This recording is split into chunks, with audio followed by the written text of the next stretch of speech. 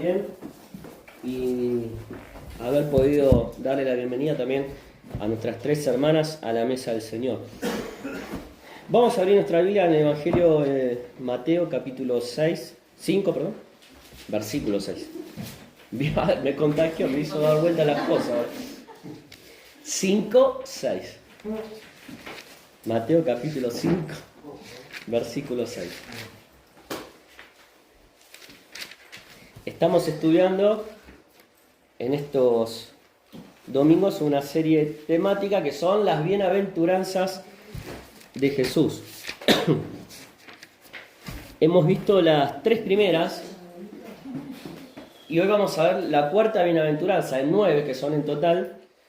Y estas bienaventuranzas están dentro de un gran mensaje que se lo conoce como el Sermón del Monte.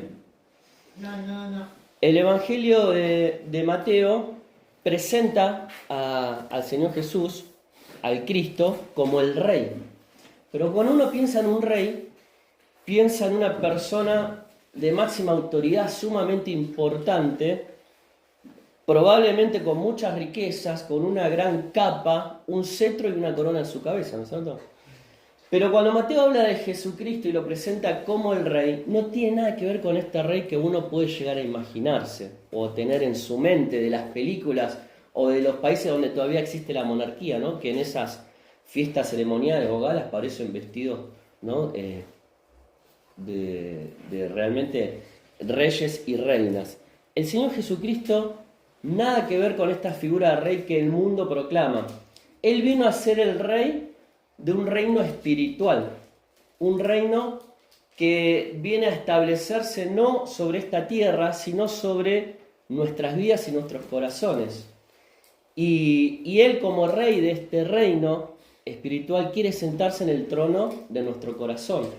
Quiere ser el Señor, el soberano de nuestra vida, de nuestras acciones, de nuestras decisiones. Y por eso el Sermón del Monte, que es el mensaje que enmarca las bienaventuranzas, el Señor Jesucristo va a presentar cuáles son las leyes, los preceptos, las reglas de este reino espiritual, para que nosotros como ciudadanos de ese reino podamos alcanzar, podríamos decir, la plenitud y la felicidad. Y por eso el Señor Jesús va a empezar su Sermón del Monte hablándole a sus discípulos acerca de la felicidad.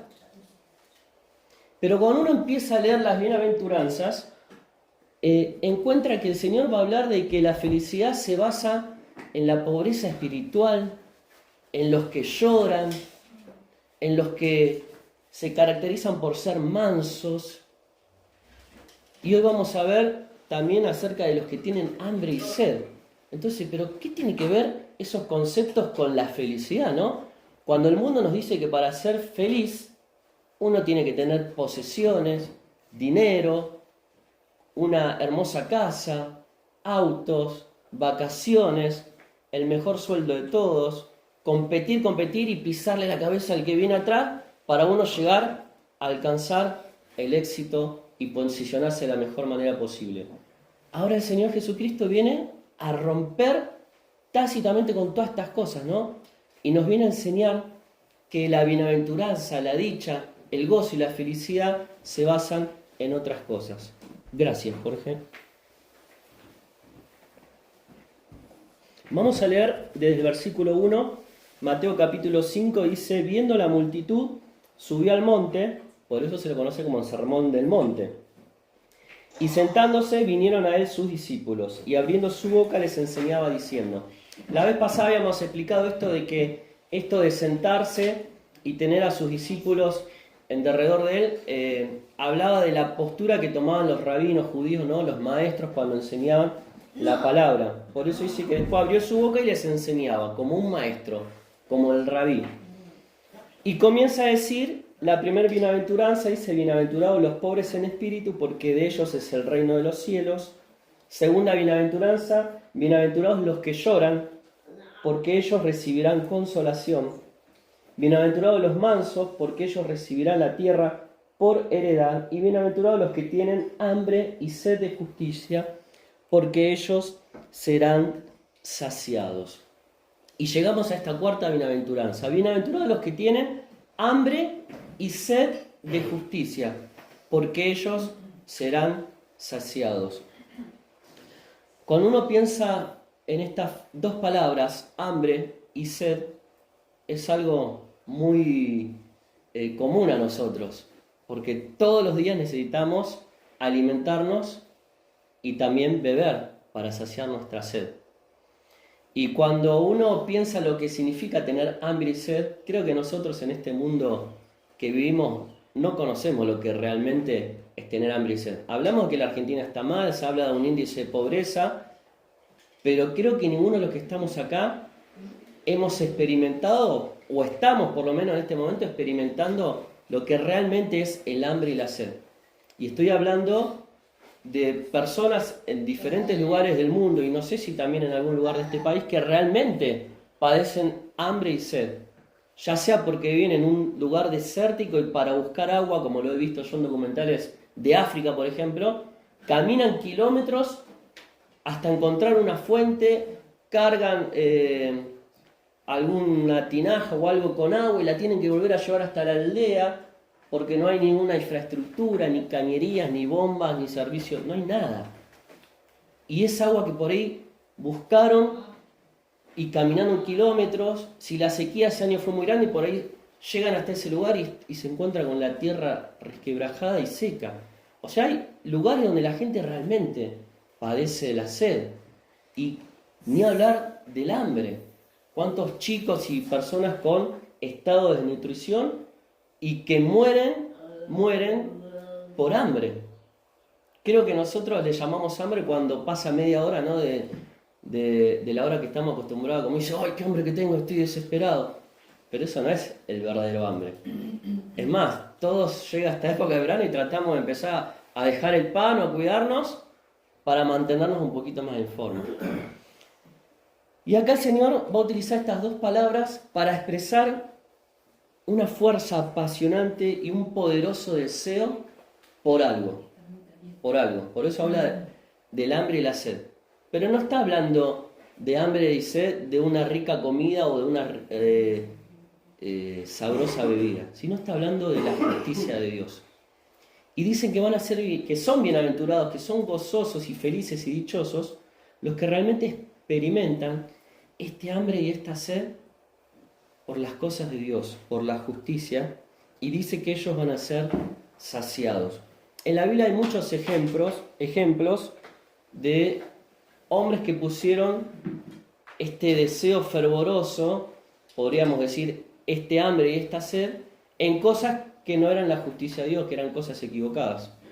Por ejemplo, ¿ustedes recuerdan ese joven rico, que se lo conoce también como el rico insensato, que se acerca a Jesús para decir, maestro, ¿qué cosas debo hacer para heredar la vida eterna?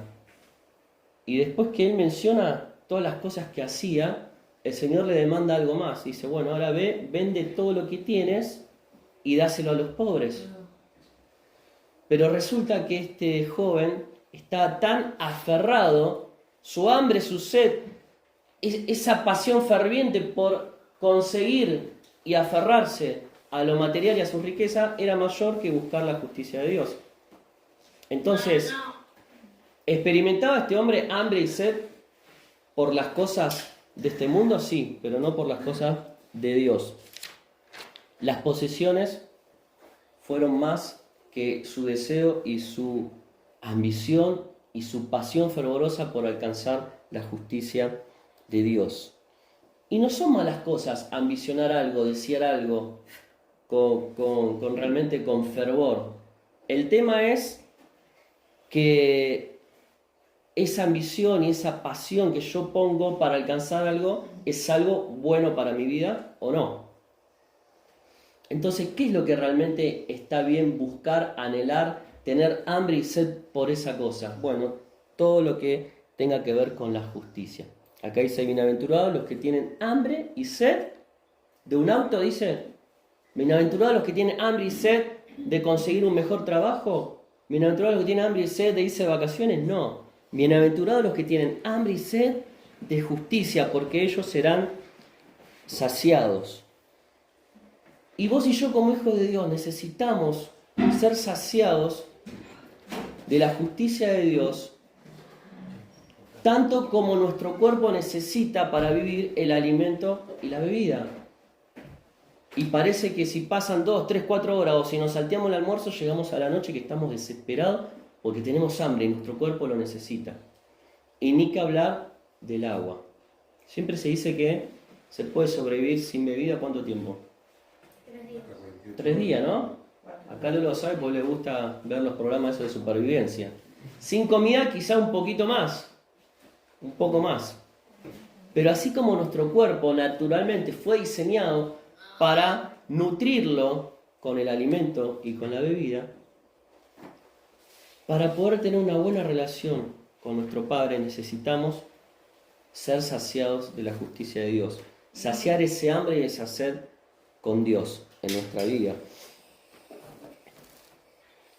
Los que no han creído en Jesús como su único y suficiente Salvador, realmente experimentan sed de felicidad, de gozo, de dicha y hambre de sentirse realizados. Pero el problema es que las personas buscan saciar ese hambre y esa sed de poder ser realizados y de poder sentirse plenos y dichosos en cosas equivocadas. Ponen su mirada en este mundo, pensando que haciendo tal y cual cosa van a lograr ser saciados, van a llenar ese vacío que hay en su corazón. Vos y yo fuimos creados para tener hambre de Dios, pero el hombre busca saciarlo con cosas equivocadas. Mirá lo que dice Isaías 55, 2. Isaías 55:2 dice: ¿por qué gastáis el dinero en lo que no es pan y vuestro trabajo en lo que no sacia? Oídme atentamente y comed ¿de qué? Del bien, y se deleitará vuestra alma con grosura. ¿Sí? El problema nuestro y del hombre en general, y de la mujer obviamente, es que buscamos saciar nuestra hambre y nuestra sed de Dios en cosas equivocadas. Y como dice acá el profeta, ¿por qué gastamos el dinero, el tiempo, invertimos en lo que no nos sacia, en lo que no es pan, dice acá, y vuestro trabajo en lo que nos sacia? Comed del bien, saciate de la justicia de Dios, y se va a deleitar tu alma con grosura, con grosura. El mismo Señor Jesucristo se ofreció como el verdadero pan y como el agua que sacia nuestra sed. Pero ¿cuál fue la reacción de la gente? Jeremías 2:13 dice: me dejaron a mí, fuente de agua viva, y cavaron para sí cisternas rotas que no retienen el agua. Fíjate vos, ¿no? Jesucristo vino a este mundo a morir en la cruz. Y Él dijo: el que bebiere de esta agua no tendrá sed jamás. Su sed será saciada.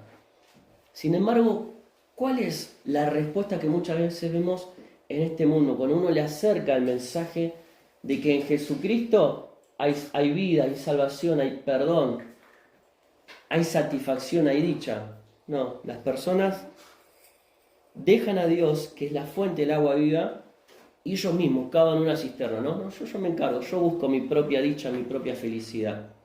Pero después descubren que esa cisterna es una cisterna rota que no retiene el agua, ¿no? La pregunta que quizás nos podríamos hacer nosotros hoy es: ¿de qué cisterna, de qué fuente nos estamos nutriendo? ¿Estamos viviendo? ¿Estamos buscando saciar nuestra sed y nuestra hambre de una cisterna que está rota, que no tiene nada para darnos? ¿O realmente estamos recurriendo a Dios, que es la fuente de agua viva? Primero Juan 2, 15 y 16 habla del amor al mundo, ¿no? Primero Juan 2:15 dice: no améis al mundo ni las cosas que están en el mundo. Si alguno ama al mundo, el amor del Padre no está en él. Porque todo lo que hay en el mundo, los deseos de la carne, los deseos de los ojos y la vanagloria de la vida no proviene del Padre, sino del mundo. Y el mundo pasa y sus deseos, pero el que hace la voluntad de Dios permanece para siempre. Entonces, ¿podemos encontrar en el mundo algo que realmente sacie nuestra hambre y nuestra sed de Dios? No. ¿Podemos llenar ese vacío cavando nosotros nuestra propia cisterna para hallar el agua? No. Jesucristo es la fuente de agua viva. Y esto se grafica bien en la historia del hijo pródigo. Este joven que le dijo a su padre: Padre, dame la parte de la herencia que me corresponde, porque yo quiero disfrutarla como a mí mejor me parezca. Quiero ser libre, quiero viajar por el mundo, quiero disfrutar de los mejores banquetes y comidas, quiero ir a las mejores fiestas, quiero experimentar todo tipo de placer y satisfacer todos mis deseos. Bien, le dijo el padre. El padre no obliga a su hijo, le dio la libertad, le dio la herencia. ¿Y cómo terminó el hijo pródigo? Después de que se malgastó todo y que vino hambre sobre la tierra, terminó rogando que le dejen cuidar unos cerdos para recibir algo con lo cual poder sobrevivir. Y se vio sucio, perdido, pobre, vacío, con un hambre y una sed que hasta deseaba comer lo que comían los cerdos. Y en ese momento le cayó la ficha. Se dio cuenta de que había malgastado su tiempo, de que el mundo no podía saciar ese hambre y esa sed, ese vacío que él tenía en su corazón. Entonces ahí dijo: ¿cuántos jornaleros en la casa de mi padre tienen abundancia, no? Y yo aquí perezco de hambre. El peor hambre que tenía el hijo pródigo era el hambre espiritual por estar lejos de la casa de su padre. Pero cuando vuelve a su padre lo ve lejos, corre, lo abraza, lo recibe, a pesar de en ese estado perdido, sucio, calamitoso y sin sentido de su vida.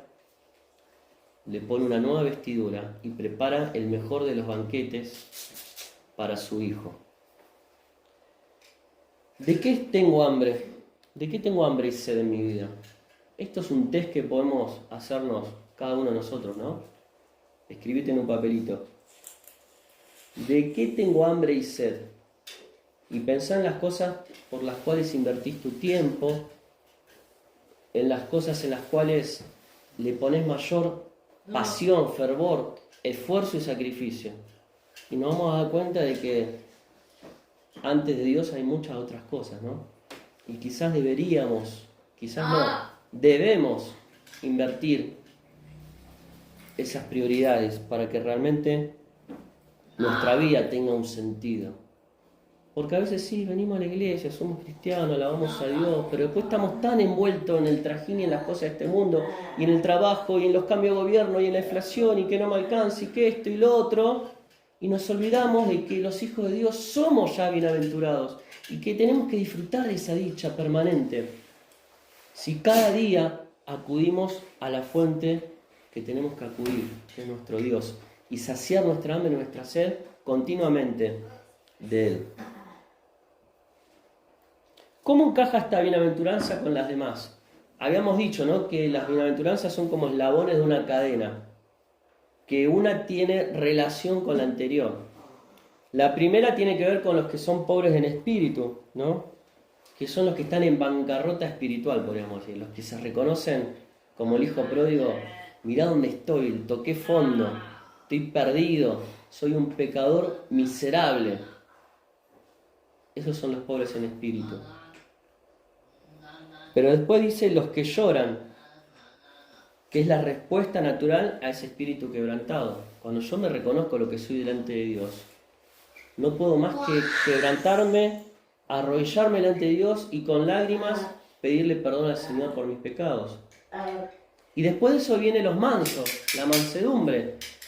Porque si yo experimenté la pobreza espiritual, si yo me quebranté y lloré delante del Señor, luego lo natural es que con mansedumbre, con humildad, me entregue a Cristo. Y cuando yo me entrego a Cristo, voy a realmente buscar saciar ese hambre y esa sed de justicia. Y todas estas cosas tienen su resultado, ¿no? Dice, heredarán el reino, recibirán consolación, recibirán la tierra por heredad y serán saciados. Es decir, que si nosotros nos ajustamos a lo que Dios nos pide, todo lo que nuestra vida necesita para ser plena y dichosa, va a venir solito. No hay que romperse el lomo ni forzarse para ser feliz, ni dichoso, ni lleno, como nos quieren hacer creer en este mundo. Porque vamos detrás de cosas que nunca logramos alcanzar. Lo que tenemos que hacer es experimentar la pobreza espiritual, llorar delante de Dios, humillarnos y tener hambre y sed de justicia. Como dice Mateo 6:33, que resume todo esto: buscad primeramente el reino de Dios y su justicia, y todo lo demás vendrá por añadidura. ¿Por qué os afanáis? ¿Por qué os preocupáis? ¿Por qué habéis de comer? ¿Por qué habéis de vestir? Primero lo primero, Dios, y Él llenará nuestra vida, la saciará más allá de todo lo que en este mundo tengamos que atravesar, que pueden ser pruebas, dificultad, dolor. Cuando nosotros nos ajustamos a las leyes del reino de Dios, nuestra vida va a experimentar ser bienaventurada. ¿Bienaventurada se dice? Sí, dichosa, gozosa. Y este hambre y esta sed tiene que ser un ejercicio continuo en nuestra vida. Un ejercicio continuo. Debe ser la característica de los hijos de Dios, siempre desear más. Hay una canción que dice: como el ciervo brama por las aguas, así clama mi alma por ti, Señor. Vamos a leerlo porque David lo dice más lindo. Salmo 42, 1.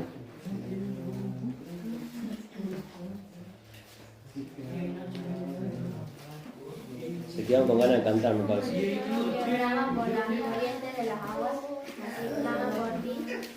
Lo leemos juntos, Salmo 42, 1 y 2. Como el ciervo brama por las corrientes de las aguas, así clama por ti, oh Dios, el alma mía. Mi alma tiene sed de Dios, del Dios vivo. ¿Cuándo vendré y me presentaré delante de Dios?, dice David. ¿Cuándo vendré y me presentaré? Ya quiero ir y estar en su presencia. Porque mi alma tiene sed de estar en este palacio con todas mis esposas, dijo David. No, mi alma tiene sed de Dios, del Dios vivo. Bienaventurados los que tienen hambre y sed de justicia, porque ellos serán saciados. Salmo 63, 1.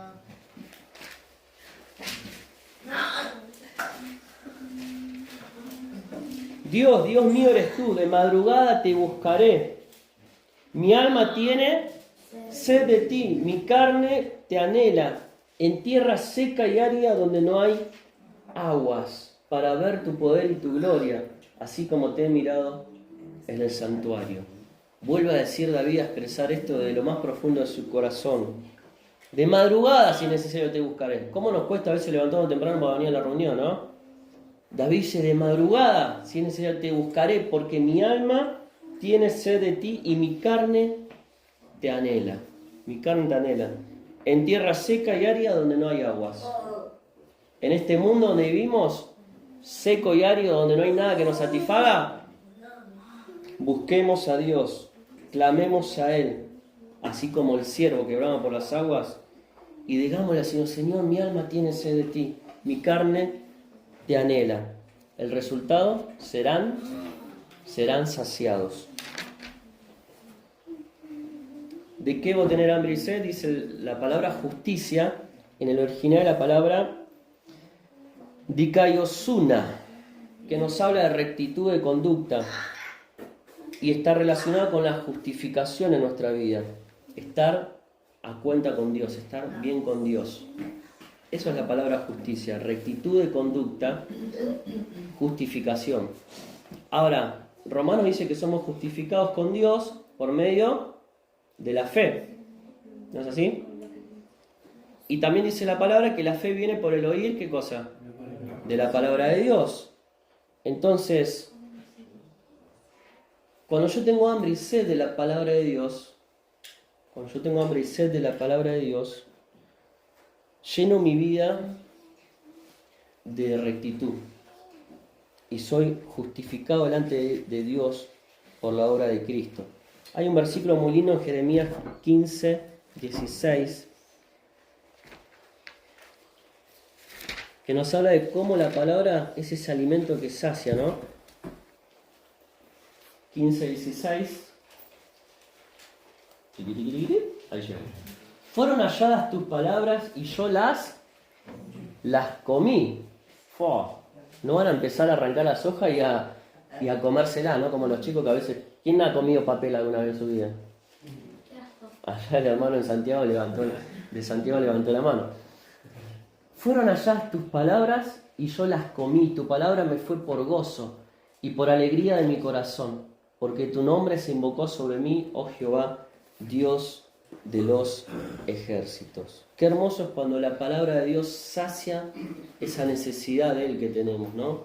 Ese hambre y esa sed de Dios de justicia.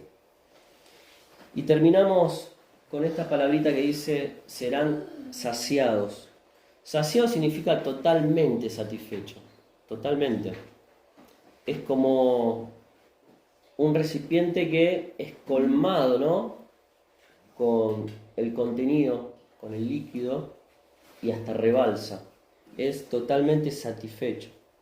El Salmo 107:9 dice, porque sacia al alma menesterosa y llena de bien al alma hambrienta. ¿Quién? Dios. Salmo 34:10, los que buscan a Jehová no tendrán falta de ningún bien. Salmo 23, Jehová mi pastor, nada me faltará. Juan 4:14, el que bebiere del agua que yo le daré no tendrá sed jamás. Juan 6:35, yo soy el pan de vida, el que a mí viene nunca tendrá hambre. Jesús sacia y satisface por completo. Y una vez íbamos en el auto escuchando esta canción que dice, Jesucristo basta. ¿Se acuerdan? No la vamos a empezar a cantar, ¿no? La que solemos cantar acá. Jesucristo basta. Y Lolo pregunta, ¿por qué dice basta? Porque él pensaba en la palabra basta, no me moleste más, ¿viste? Basta cuando pones un freno. ¿Qué significa que ya está, basta de Jesucristo? No, que no. Entonces ahí Silvana le explicó, no, lo que significa que Jesucristo alcanza, es suficiente, nos sacia, nos llena. Y Lolo dijo, ahora entiendo. Y es así, es realmente así. Espero que cada uno de nosotros realmente podamos estar saciando nuestra sed y nuestra hambre de Jesucristo. Porque Él nos ha prometido que nunca más vamos a tener hambre ni sed. Que Él es suficiente y que vamos a estar totalmente satisfechos. Cuando comemos una rica comida, hablaba de Navidad el hermano, y uno recuerda el nacimiento de Jesús, pero uno no puede dejar de pensar en la comida. Porque somos exageradamente los argentinos comilones, podríamos decir, ¿no? Y ponemos sobre la mesa cosas que no lo podemos comer en una sola comida. Y nos llenamos, y no sé quién en algún momento hasta habrá hecho ¡plup! Se soltó el botoncito para seguir metiendo, ¿no? Y te levantás al otro día que ya el estómago se vació un poquito y dijiste, ¿por qué anoche no comí más? ¿Nunca dijiste eso? ¿Por qué anoche no comí más? Ese hambre y esa sed que a veces nosotros solemos satisfacer con cosas de este mundo, que realmente podamos llenarlo con Jesucristo. Que el Señor bendiga su palabra y que realmente Él sea el todo en nosotros.